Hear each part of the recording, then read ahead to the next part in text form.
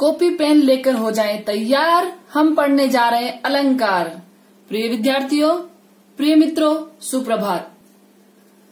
कल हमने अलंकार भाग 1 पढ़ा था, जिसमें हम अलंकार किसे कहते हैं, अलंकार की परिभाषा, अलंकार के भेद, श्लेष, यमक, अनुप्रास अलंकार, पुनरुक्ति प्रकाश अलंकार का तुलनात्मक अध्ययन किया। उम्मीद है कि कल का वीडियो आपको बहुत ही अच्छा लगा होगा और जल्द ही कल के वीडियो में मैं अपने विद्यार्थियों के लिए लेकर आ रही हूँ एक व्हाट्सएप नंबर।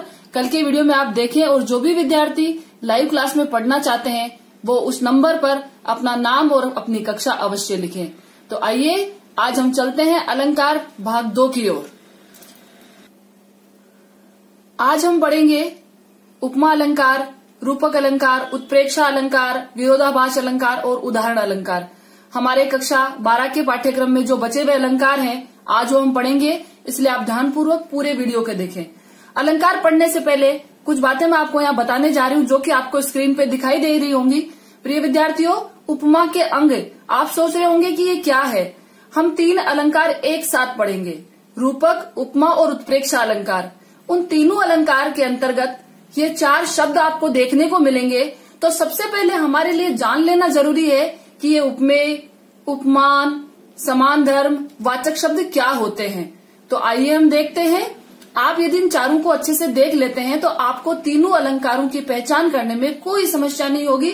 बहुत ही सरल और आसानी से आप अलंकार को पहचान सकते हैं। तो आइए देखते हैं। सबसे पहले है उपमेय। उपमेय का मतलब क्या होता है, वर्णनीय व्यक्ति या वस्तु। अर्थात जैसे एक मैं उदाहरण आपको देना चाहूंगी, एग्जाम्पल, जैसे हमारे सूरदास का पाठ है, ठीक है, हम सूरदास पढ़ने जा रहे हैं और उसके अंतर्गत गोपियां उद्धव से कहती है कि वो कृष्ण से प्रेम करती है और कृष्ण उनके लिए हारिल पक्षी की लकड़ी है। क्या है? हारिल पक्षी की लकड़ी है। तो यहाँ पर बात किसकी हो रही है? इस पाठ के अंदर, इस काव्यांश के अंदर गोपियां जो है वो कृष्ण की बात कर रही है। तो गोपियां और कृष्ण जो है वो उपमेय है। क्या है? उपमेय। अर्थात जो भी कविता, जो भी काव्य, जो भी काव्यांश हम पढ़ते हैं उसमें हम जिसकी चर्चा कर रहे होते हैं वह व्यक्ति या वस्तु क्या होती है? उपमेय होती है। दूसरा है उपमान, जिसके साथ उपमेय की समानता की जाती है। और जैसे उसमें हारिल पक्षी आ गया कुछ समय के लिए तो वो क्या हो जाता है? उपमान हो जाता है, क्योंकि उसकी तुलना या समानता किसके साथ की जाती है? उपमेय के साथ की जाती है। आया समझ में? अगला है समान धर्म। उपमेय तथा उपमान में समान रूप से पाया जाने वाला गुण। अर्थात कोई एक ऐसा तथ्य, कोई एक ऐसी बात जो उपमेय और उपमान में समान होंगी, जैसे रंग, रूप, आकार, स्वभाव, कुछ भी हो सकता है। जैसे गोपियां कहती है कि हम तो चींटी के समान है, हमारी स्थिति तो चींटी के समान है, तो उससे तुलना करती है। तो इस प्रकार से जो उपमेय तथा उपमान में समान रूप से जो गुण धर्म पाया जाता है, कुछ भी हो सकता है, वह समान धर्म कहलाता है। और चौथा है वाचक शब्द। जो शब्द उपमेय तथा उपमान को समान धर्म से जोड़ने का काम करते हैं। कुछ वाचक शब्द आपको इन तीनों अलंकारों में देखने को मिलेंगे जो कि उपमेय तथा उपमान को समान धर्म से जोड़ेंगे। अभी एक एग्जाम्पल से आपको पता चल जाएगा कि ये चारों चीजें किस प्रकार से हमें अलंकारों में देखने को मिलती है। तो आपको स्क्रीन पे दिखाई दे रहा होगा, हम उपमा अलंकार, रूपक अलंकार, उत्प्रेक्षा अलंकार का तुलनात्मक अध्ययन करेंगे। जैसा कि बच्चों मैंने आपको पिछली स्लाइड में बताया कि जो उपमा अलंकार, रूपक अलंकार, उत्प्रेक्षा अलंकार होते हैं उनके अंदर 4 चीजें होती है, उपमेय, उपमान, समान धर्म और वाचक शब्द। तो आप देख सकते हैं कि उपमा अलंकार में किस प्रकार से वाचक शब्दों का प्रयोग होता है। देखिए, सा, से, सी, सम, सरी, समान, सरिस आदि ऐसे वाचक शब्द आते हैं। दूसरा इधर देखिए, उत्प्रेक्षा अलंकार दूसरी तरफ। उत्प्रेक्षा अलंकार के अंदर, उत्प्रेक्षा अलंकार में जनु, मनु, जानो, मानो, जनहु, मनहु, ज्यों आदि वाचक शब्द आते हैं, जिससे इस अलंकार की पहचान होती है। बीच में आपको दिखाई दे रहा होगा रूपक अलंकार। रूपक अलंकार में रूपी वाचक शब्द कभी भी दिखाई नहीं देता है। जब हम अलंकार का विश्लेषण करते हैं तो हमें रूपी वाचक शब्द का प्रयोग करना होता है। इसमें रूपी वाचक शब्द कभी लिखा हुआ नहीं आता है। तो अब मैं आपको सबसे पहले ये बताना चाहूंगी कि उपमेय, उपमान, समान धर्म, वाचक शब्द क्या होता है। नीचे की ओर देखिए, सीए मुख चंद्र सम सुंदर। सीए मुख चंद्र सम सुंदर।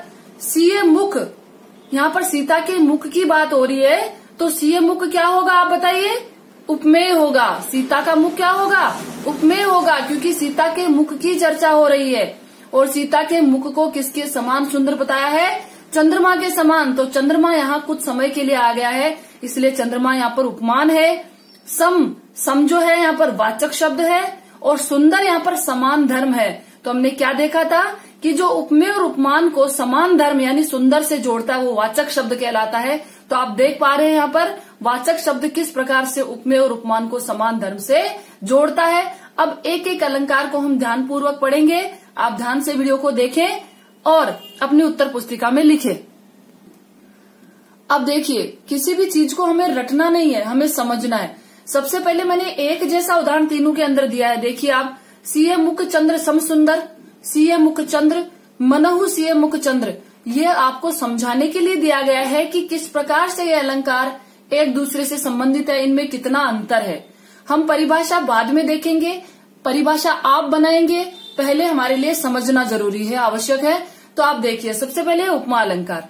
उपमा अलंकार में सा से सी सम सरी समान वाचक शब्द आते हैं। इसका उदाहरण देखिए, सीए मुख चंद्र सम सुंदर, सीता का मुख चंद्रमा के समान सुंदर है। अर्थात उपमा अलंकार में क्या होता है? उपमेय तथा उपमान में समानता या तुलना होती है। किसी गुण दोष रंग रूप आकार के कारण क्या होती है? समानता या तुलना, वहां होता है उपमा अलंकार। दूसरा देखिए रूपक अलंकार। रूपक अलंकार का उदाहरण देखिए, सीए मुख चंद्र, सीए मुख चंद्र, सीता का मुख चंद्रमा है, समान नहीं है, सीता का मुख चंद्रमा है। अर्थात उपमेय और उपमान में इतनी अधिक सादृश्यता होती है, इतनी अधिक समता होती है कि उपमेय में उपमान का अभेद आरोपित किया जाता है। अभेद यानी कोई भेद नहीं होना।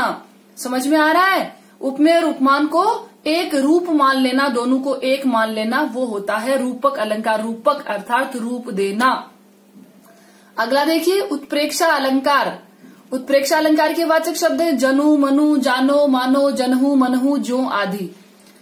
उदाहरण देखिए, मनहु सीए मुख चंद्र, मानो सीता का मुख चंद्रमा हो। अर्थात इसमें क्या पता चल रहा है? मनु सीए मुख चंद्र, मानो सीता का मुख चंद्रमा हो। अर्थात क्या कर ली? कल्पना या संभावना। जब काव्य में उपमेय में उपमान की संभावना की जाती है, कल्पना की जाती है, वहाँ उत्प्रेक्षा अलंकार होता है। तो अब आप तीनों को जान चुके होंगे। मुझे नहीं लगता आपको परिभाषा रखने की आवश्यकता है। सीधा सा उपमा अलंकार, जब काव्य में किन्हीं दो व्यक्ति वस्तुओं में रंग रूप आकार स्वभाव के कारण समानता या तुलना होती है, अर्थात उपमेय और उपमान में समानता या तुलना होती है, वहाँ उपमा अलंकार होता है। रूपक अलंकार, जब काव्य में उपमेय में उपमान का अभेद आरोपित किया जाता है, दोनों को एक रूप मान लिया जाता है, वहाँ रूपक अलंकार होता है। और जब काव्य में उपमेय में उपमान की बलपूर्वक संभावना की जाती है, वहाँ उत्प्रेक्षा अलंकार होता है। अब देखिए, आप उदाहरण और परिभाषा के माध्यम से समझ सकते हैं। आपको दिखाई दे रहा होगा उपमा, रूपक और उत्प्रेक्षा अलंकार। प्रिय विद्यार्थियों, 2020 अर्थात इस बार प्रश्न पूछा गया था, उपमा तथा रूपक अलंकार में उदाहरण सहित अंतर स्पष्ट करें। तो आपको ये परिभाषा लिखनी होती है। तो आप देखिए, ये प्रश्न पूछा जा चुका है इस बार ही। तो आप देखिए, उपमा अलंकार की परिभाषा क्या होती है? जब काव्य में दो भिन्न व्यक्ति या वस्तुओं में रंग रूप गुण क्रिया और स्वभाव आदि के कारण समता प्रदर्शित की जाती है, अर्थात दोनों परिभाषाएं, दोनों में से कोई सी भी लिख सकते हैं। अर्थात उपमेय और उपमान में समानता या तुलना की जाती है, वहां उपमा अलंकार होता है। दूसरा देखिए रूपक अलंकार, जब काव्य में उपमेय में उपमान का अभेद आरोपित किया जाता है, वहां रूपक अलंकार होता है। अर्थात उपमेय और उपमान दोनों को एक रूप मान लिया जाता है, अर्थात उपमेय और उपमान दोनों को एक रूप मान लिया जाता है, वहां रूपक अलंकार होता है। आगे देखिए उत्प्रेक्षा अलंकार, काव्य में जब उपमेय में उपमान की संभावना की जाती है, वहां उत्प्रेक्षा अलंकार होता है। अब हम इनके उदाहरण देखते हैं, क्योंकि एग्जाम में आपको परिभाषा और उदाहरण दोनों लिखने हैं। अब देखिए, ये उदाहरण आप करेंगे हमारे साथ, क्योंकि यदि हमको सीधी परिभाषा पूछते हैं तो भी हम लिखेंगे, और यदि जैसे 2019 में उदाहरण देके पूछा था कि इसमें कौन सा अलंकार है, तो भी आप कर सकेंगे, भले प्रश्न किसी भी प्रकार से पूछा जाए। पीपर पात सरिस मन डोला, पीपर पात, बात किसकी हो रही है? पीपर पात की, पीपर पात सरिस मन डोला, पीपल के पत्ते के समान। तो बात किसकी हो रही है? पीपल के पत्ते की। तो पीपल का पत्ता यहाँ पर क्या होगा? उपमेय होगा। क्या होगा? उपमेय। सरिस, आपने क्या देखा था? सरिस किसका वाचक शब्द है? उपमा अलंकार का। तो आप देखते ही पहचान सकते हैं कि इसमें सरिस वाचक शब्द का प्रयोग हो रहा है। तो ये कौन सा अलंकार है? उपमा अलंकार। मन, पीपल का पत्ता मन के समान डोलने लगा, तो मन यहाँ पर क्या है? उपमान। और डोला, डोला यहाँ समान धर्म है, जो उपमेय और उपमान में समान रूप से पाया गया है। तो इस प्रकार से सरिस वाचक शब्द है, उपमेय और उपमान में समानता हो रही है, इसलिए कौन सा अलंकार होगा? बिल्कुल सही समझ रहे हैं आप, उपमा अलंकार। चलिए दूसरा उदाहरण देखते हैं। कोटि कुलिस सम वचन तुम्हारा। ये उदाहरण आपने कक्षा 10th में पढ़ा होगा, राम लक्ष्मण परशुराम संवाद में। आप सोच रहे होंगे कि मैं 2 उदाहरण क्यों लेके आई हूँ। इसके पीछे एक कारण है। उपमा अलंकार के 2 भेद माने जाते हैं, पूर्णोपमा और लुप्तोपमा। आपसे कभी नहीं पूछेंगे कि पूर्णोपमा कहाँ है और लुप्तोपमा कहाँ है, लेकिन कभी कभी एग्जाम में ऐसा उदाहरण दे देते हैं कि उपमा अलंकार का कोई एक अंग लुप्त हो जाता है, जैसे उपमेय, उपमान, समान धर्म और वाचक शब्द में से। तो लेकिन वहां फिर भी कौन सा अलंकार होता है? उपमा अलंकार ही होता है। तो देखिए इसमें परशुराम जी के वचन, वचन तुम्हारा, परशुराम जी के जो वचन है वह उपमेय है क्योंकि हम उनकी बात हो रही है। और कोटि कुलिस, कोटि कुलिस यहाँ पर उपमान है। सम, सम क्या है? वाचक शब्द। तो इसमें लुप्त क्या होगा फिर? समान धर्म, समान धर्म लुप्त है, इसलिए लुप्तोपमा अलंकार है, लेकिन है उपमा। ये आपको पहचान के लिए उदाहरण दिखाया गया है कि पूर्णोपमा और लुप्तोपमा कोई सा भी हो, लेकिन आपको लिखना उपमा अलंकार है। चलिए चलते हैं अगले उदाहरण की ओर। पायो जी मैंने राम रतन धन पायो। ये आप 9th क्लास में पढ़ चुके होंगे। मीरा का पद है। राम रतन, देखिए राम नाम रूपी धन, तो यहाँ पर कौन सा अलंकार है? रूपक अलंकार है कि मैंने राम नाम रूपी रत्न प्राप्त किया है। अगला देखिए, सोहत ओडे पीत पट श्याम सलोने गात, मनो नीलमणि सेल पर आतप पर्यो प्रभात। मनोवाचक शब्द आ रहा है, कौन सा? मनो। तो आपको क्या बता रखा है? मनोवाचक शब्द किसका है? उत्प्रेक्षा अलंकार का। तो यहाँ पर इसका अर्थ देखिए फिर, ये एक बार एग्जाम में पूछा भी जा चुका है। सोहत ओडे पीत पट श्याम सलोने गात। श्री कृष्ण श्याम रंग वाले, श्याम सलोने श्याम रंग वाले श्री कृष्ण सोहत ओडे सुशोभित हो रहे हैं, क्या ओढ़कर? पीत पट पीले वस्त्र। श्याम रंग वाले श्री कृष्ण पीले वस्त्र पहनकर इस प्रकार से सुशोभित हो रहे हैं, मानो, संभावना कर ली है, मानो नीलमणि पर्वत पर प्रातःकालीन धूप शोभायमान हो रही है। मानो नीलमणि पर्वत पर प्रातःकालीन धूप शोभायमान हो रही है। तो यहाँ पर आप देख रहे हैं कि श्री कृष्ण के सलोने शरीर पर नीलमणि पर्वत की और प्रातःकालीन धूप की पीले वस्त्रों पर क्या कर दी है? संभावना कर दी है। इसलिए यहाँ पर कौन सा अलंकार है? उत्प्रेक्षा अलंकार। तो आप तीनों अलंकार को अच्छे से जान चुके होंगे, उपमा, रूपक और उत्प्रेक्षा अलंकार। अब आप ये प्रश्न कभी गलत नहीं करेंगे। अब हम चलते हैं अगले अलंकार की ओर, उदाहरण अलंकार। देखिए, जहां एक बात को प्रमाणित करने के लिए उदाहरण स्वरूप दूसरी बात कही जाती है, वहां उदाहरण अलंकार होता है। जैसा कि नाम से स्पष्ट है, अर्थात इसको क्या कह सकते हैं कि जब काव्य में एक तथ्य को, एक बात यानी एक तथ्य को प्रमाणित करने के लिए या एक कथन को प्रमाणित करने के लिए उदाहरण स्वरूप दूसरी बात, दूसरा कथन या दूसरा तथ्य कहा जाता है, वहां कौन सा अलंकार होता है? उदाहरण अलंकार होता है। और इसके वाचक शब्द देखिए, जो, जैसे, जिमी, मिस आदि वाचक शब्द आते हैं। एक बात आप ध्यानपूर्वक देखिएगा कि जब आप कवि परिचय करते हैं, जब आप व्याख्या करते हैं, तो हमने क्या पढ़ा है? हमने कबीर, तुलसी, राजिया और आगे हम पढ़ेंगे बिहारी और रहीम। इन 5 पाठ के अंतर्गत 2 अलंकारों का सर्वाधिक प्रयोग हुआ है, वो है उदाहरण और दृष्टांत अलंकार।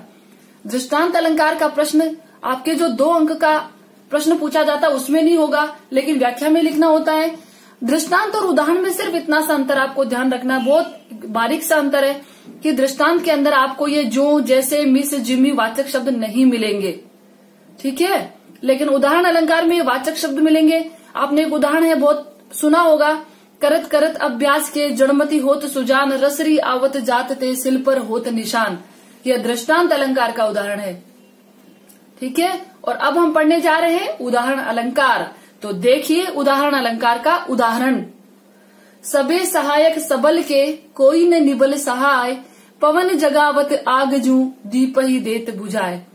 अब आप देखिए पहला कथन देखिए, सबे सहायक सबल के, सभी लोग इस संसार में सभी लोग शक्तिशाली, सबल, सबल, बल सहित शक्तिशाली व्यक्ति के सहायक होते हैं। कोई न निबल सहाय, कोई भी निर्बल, निबल, कोई भी निर्बल का सहायक नहीं होता है। ये शाश्वत सत्य है संसार का। और इस सत्य को प्रमाणित करने के लिए, इस कथन को, इस बात को प्रमाणित करने के लिए उन्होंने नीचे उदाहरण दिया है, पवन जगावत आग जू, दीप ही देत बुझाए। प्रकृति का एक बहुत अच्छा उदाहरण दिया है प्रिय विद्यार्थियों, कि जिस प्रकार से पवन भीषण ज्वाला को और अधिक भड़का देती है, लेकिन वही दीपक को बुझा देती है। आपने देखा है ना, अक्सर हम सुनते हैं कि अभी कल परसों ही अमेरिका के जंगलों में आग लगी हुई है, कितने दिनों से वो आग लगी हुई है, बुझाई भी नहीं जा रही है, क्योंकि आग, पवन जो होता है अग्नि को और अधिक भड़काता है, प्रज्वलित करता है। कई बार हमारे भारत के जंगलों में भी आग लग जाती है, जिसको कई कई दिन बुझाने में लग जाते हैं, क्योंकि पवन उसे आगे से आगे बढ़ाता है।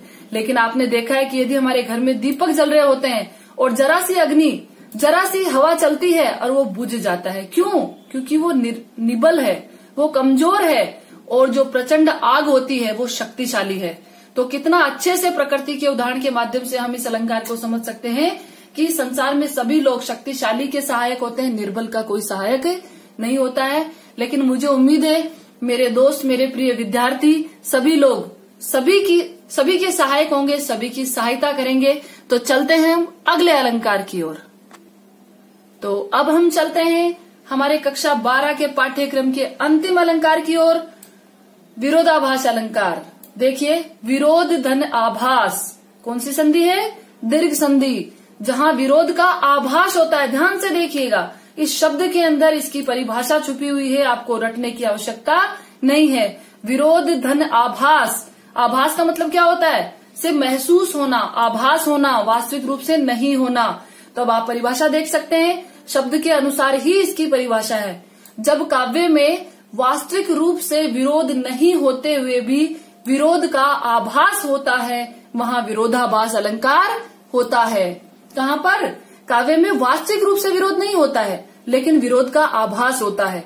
जैसा कि उदाहरण देखिए, शीतलमाणी में आग लिए फिरता हूँ। शीतलमाणी में आग, देखिए शीतलमाणी और दूसरी तरफ आग। शीतलमाणी में आग कैसे हो सकती है? तो यहाँ विरोध का आभास हो रहा है, तो यहाँ विरोधाभास अलंकार है। दूसरा उदाहरण देखिए, मीठी लगे अखियान लुनाई। लुनाई का अर्थ क्या होता है? लवण, नमक। मीठी लगे, आंखों का जो लवण है वो मीठा लग रहा है, अर्थात एक तरफ लवण है, नमक है, नमकीन है, और दूसरी तरफ मीठा है, तो विरोध का आभास हो रहा है, तो यह विरोधाभास अलंकार है। प्रिय विद्यार्थियों, हम पढ़ेंगे हरिवंश राय बच्चन को। आत्म परिचय कविता में बहुत ही महत्वपूर्ण पाठ है। हरिवंश राय बच्चन आप जानते होंगे, अमिताभ बच्चन के पिताश्री हैं, जिन्होंने आत्म परिचय कविता लिखी है और मधुबाला, मधुशाला जैसे काव्य ग्रंथ लिखे हैं। उस पाठ के अंदर आपको विरोधाभास का सुंदर सामंजस्य मिलेगा, जिसमें एक प्रश्न भी पूछा जाता है कि आत्म परिचय कविता विरुद्धों का सामंजस्य है, सिद्ध कीजिए। तो उसमें हम विरोधाभास के बहुत सारे उदाहरण पढ़ेंगे। और 2019 में यही अलंकार पूछा गया था, जो कि मैं आपको पहले पेपर में दिखा चुकी हूँ। 2019 के पेपर में आप देखिए, प्रश्न पूछा था, या अनुरागी चित्त की गति नहीं समझे कोई, जू जू बूढ़े श्याम रंग त्यों त्यों उज्जवल होए। जू जू बूढ़े, जू जू डूबता है श्याम रंग में, काले रंग में, त्यों त्यों वह उज्जवल होता जाता है। तो वहां पर विरोधाभास अलंकार था। विरोधाभास अलंकार में वास्तविक रूप से विरोध होता नहीं है, बस उसका आभास होता है। अब हम पढ़ने जा रहे हैं आज के अंतिम अलंकार को, जो आपको व्याख्या में बहुत अधिक काम आता है, बहुत अधिक, यूं कह सकते हैं हम कि वह काव्य की जान माना जाता है, मानवीकरण अलंकार। देखिए, मानवीकरण अलंकार, मानवीकरण, मानव का अनुकरण, जैसा कि नाम से इसकी परिभाषा पता चल रही है। जब काव्य में जड़ प्रकृति पर मानवीय भावनाओं का या क्रियाकलापों का आरोप कर दिया जाता है वहां मानवीकरण अलंकार होता है। अर्थात हम कह सकते हैं जड़ प्रकृति भी मनुष्य की तरह क्रियाकलाप करती हुई दिखाई देती है। ये उदाहरण आप बहुत बार देख चुके हैं। चारू चंद्र की चंचल किरणें खेल रही जलथल में। चंद्रमा की किरणें एक बच्चे के समान खेल रही है, तो यहाँ पर कौन सा अलंकार है? मानवीकरण अलंकार। दूसरा उदाहरण देखिए, मेघ में आसमान से उतर रही संध्या सुंदरी परी सी धीरे धीरे धीरे। देखिए संध्या का मानवीकरण कर दिया यहाँ पे, और क्या बताया गया है यहाँ पर कि वह परी के समान आसमान से धीरे धीरे धीरे उतर रही है। प्रिय विद्यार्थियों, मानवीकरण के इतने अधिक उदाहरण आपको अपनी पुस्तक में मिलेंगे। आपने सुमित्रा नंदन पंत को अभी पिछले साल पढ़ा है, प्रकृति के सुकुमार और चितेरे कवि। उन्होंने क्या कहा? मेखलाकार पर्वत अपार अपने सहस्त्र दृग सुमन फाड़, कि पर्वत भी आंखें खोलकर देखते हैं, झरने भी गुनगुनाने लगते हैं।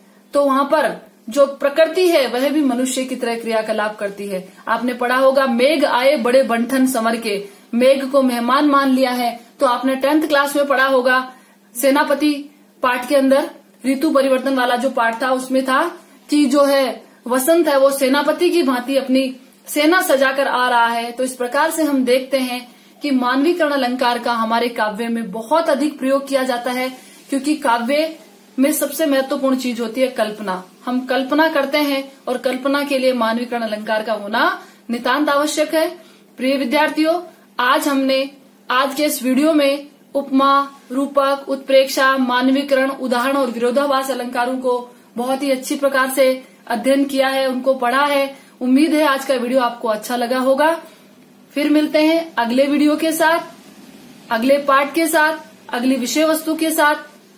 आपसे यही गुजारिश है कि अधिक से अधिक विद्यार्थियों तक आप इस वीडियो को सेंड करें, उनके पास भेजें ताकि वो भी पढ़ सके। फिर मिलते हैं अगले वीडियो में, तब तक के लिए धन्यवाद।